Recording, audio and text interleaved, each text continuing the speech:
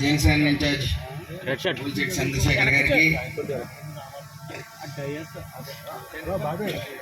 చిక్కాల దొరబాబు గారికి, అలాగే నోడల శంకర్ నారాయణ గారికి, పెద్దలు సూర్యనారాయణ గారికి, యశ్వంత్కి, అలాగే లచ్చారావు గారికి, అందరికీ కూడా మన డాక్టర్ అశ్లేష గారికి,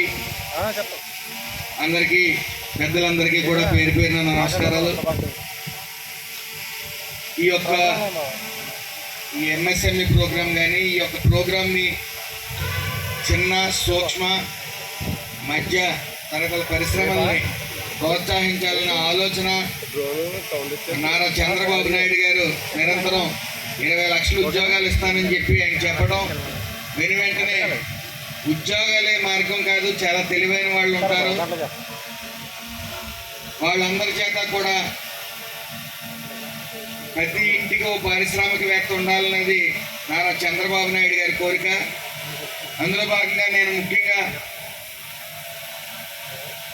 ఎస్ఐపిబి స్టేట్ ఇన్వెస్ట్మెంట్ ప్రమోషన్ బోర్డులో నేను ఒక మెంబర్ని కాబట్టి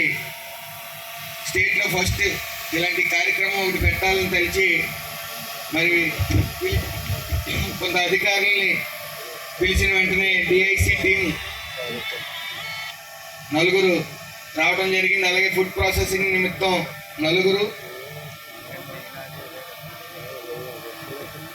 బ్యాంక్ సెక్టార్ నుంచి 10 మంది,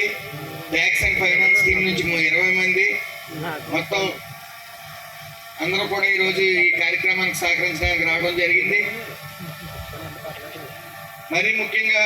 డిఐసి టీం వీళ్ళు ఈ అగరబత్తి కానీ, ఎలక్ట్రికల్ బల్బ్స్ కానీ,